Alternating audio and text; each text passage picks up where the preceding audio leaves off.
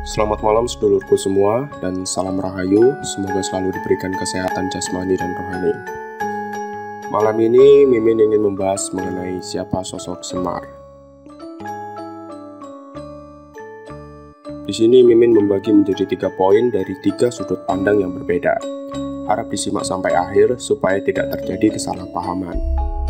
Jangan lupa siapkan cemilan dan posisikan tubuh dengan rileks, enjoy, dan selamat menonton.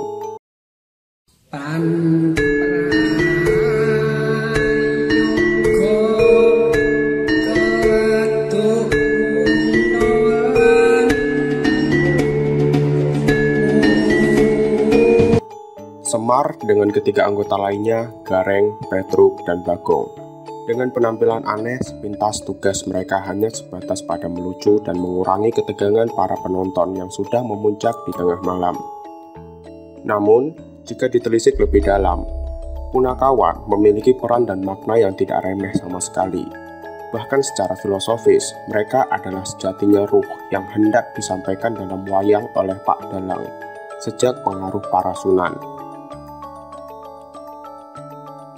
Poin pertama menurut para pakar filsafat Jawa.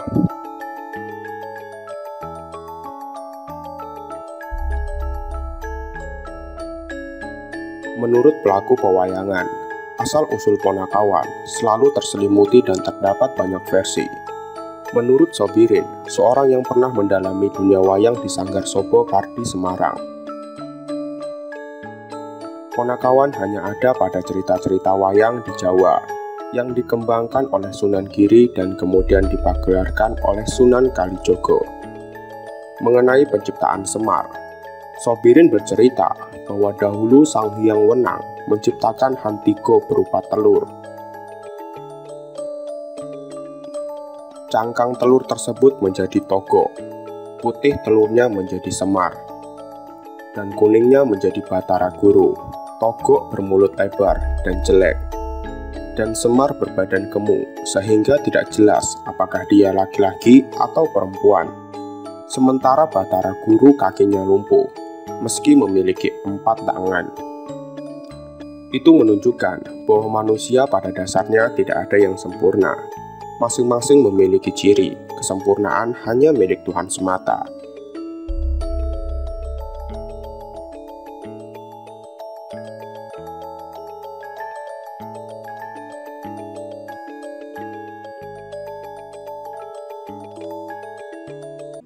Secara umum, Semar dikenal sebagai putra Sang Hyang Wisesa yang diberi anugerah Mustika Manik Astagina yang mempunyai 8 daya: tidak pernah lapar, tidak pernah mengantuk, tidak pernah jatuh cinta, tidak pernah bersedih, dan tidak pernah merasa capek, tidak pernah menderita sakit, tidak pernah kepanasan, dan tidak pernah kedinginan.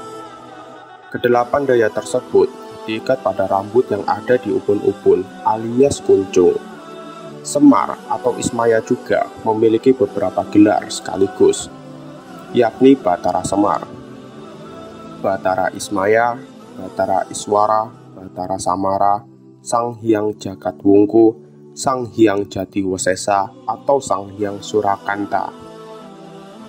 Ia diperintahkan untuk menguasai alam Sunyaruri atau alam kosong, dan tidak diperkenankan menguasai manusia di alam dunia, karena tidak ada hak untuk berkuasa. Semar turun ke bumi menjadi abdi atau batur para kesatria di Jawa.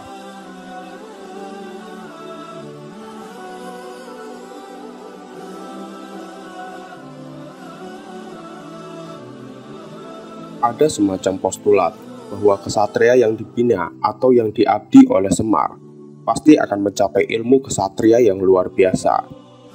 Jika dalam pencarian ada kalangan yang tidak mampu diselesaikan lagi oleh si kesatria, maka Semar sendiri yang akan maju. Dan jika Semar sudah marah, dia bisa berubah menjadi apapun. Wajahnya bisa menjadi tampan, dan pada saat itu tidak ada yang bisa menandingi, bahkan para dewa sekalipun. Jadi Semar itu merupakan terjemahan dari motivasi kepandaian, kebijaksanaan, sehingga siapa saja yang termotivasi dan mengikuti akan menjadi baik dan sakti.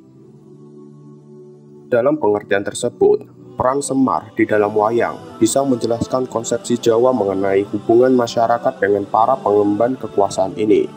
Jika kekuasaan disalahgunakan, Semar akan berubah atau tiwik kromo dengan kemuliaan penuh dari sifat kedewaan yang tersembunyi. Demikian juga ketika ketidakadilan sosial terhadap rakyat terjadi secara keras, akan muncul gerakan-gerakan massa untuk menyatakan kekuatan sosial.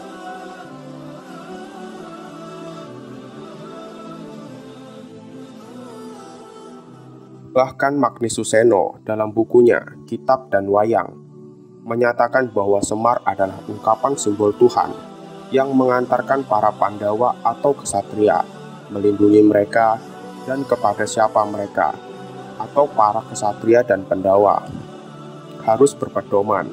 Di sini Magni Suseno seperti hendak mengatakan Vox Populi Vox Dei, atau suara rakyat adalah suara Tuhan.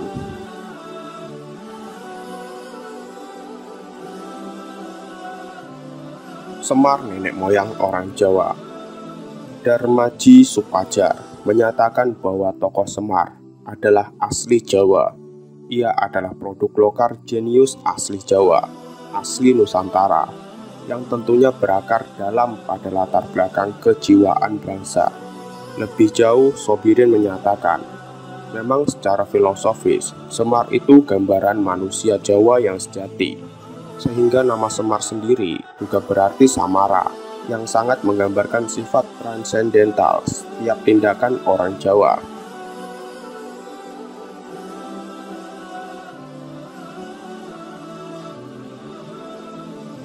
Suwardi Endraswara menyatakan dalam masyarakat Jawa dikenal pepatah, wong Jawa nggone semu, papaning rasa, tansah sinamuning samudana.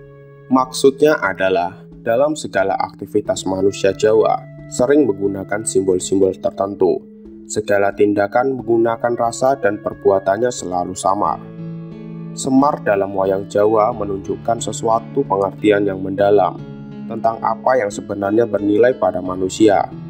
Bukan rupa yang kelihatan, bukan pembawaan lahiriah yang sopan dan santun, bukan penguasaan tata krama, kehalusan, dan sebagainya yang menentukan derajat kemanusiaan seseorang, melainkan sikap batinnya. Pada tingkat yang lebih harfiah, menurut Apul Stange, Semar dipandang sebagai nenek moyang pendiri dan pengawal utama Pulau Jawa. Ia dianggap manusia setengah dewa yang pertama-tama menaklukkan kekuatan-kekuatan alam, sehingga memungkinkan untuk dihuni manusia. Hal tersebut dilakukan dengan memasang tumbal di Gunung Tidar, gunung yang dikenal sebagai pusat atau pusatnya tanah Jawa. Dengan demikian, Semar menjadi tokoh pengawal kejawen sekaligus juga merupakan simbol identitas orang Jawa yang murni.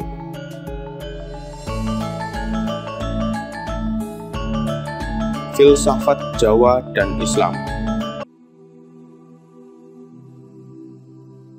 Menurut Sobirin, pemerhati wayang dan juga seorang muslim yang taat, menyatakan bahwa falsafah Jawa terjawantah melalui kesenian wayang sangat klop dan pas dengan ajaran Islam, sehingga beliau sangat sepakat dengan model dakwah kultural arah Sunan Giri dan Sunan Kalijogo. Jika dakwah meninggalkan budaya itu sama saja dengan menjajah, katanya dengan tegas. Namun kenyataan bahwa tokoh Semar di kalangan spiritualis terutama kejawen dipandang bukan hanya sebagai sosok historis, tetapi justru lebih pada mitologi dan simbolisme, baik tentang Tuhan maupun rakyat, menjadikan kita sebagai orang-orang awam perlu berhati-hati. Jangan sampai mitologi-mitologi tersebut ternyata juga ada banyak versi, membingungkan atau bahkan mempengaruhi keimanan kita. Yang mesti kita lakukan adalah menempatkan tokoh Semar sebagai sebuah media edukatif dengan segala kelebihan budinya, karsa, serta kebijaksanaannya. Tidak ada salahnya jika kita secara selektif mengadopsi yang terbaik. Dalam dunia pesantren dan santri, ada sebuah adagium yang sangat terkenal, yaitu ambillah yang baik dan tinggalkanlah yang buruk. Kiranya dalam menghadapi sebuah mitologi, sikap ini sangat tepat. Sekian video dari Mimin. Jika mempunyai kritik dan saran, silahkan tinggalkan di kolom komentar. Mimin minta maaf apabila terdapat kesalahan dan kekurangan. Mimin pamit dan terima kasih. Sampai jumpa di video selanjutnya.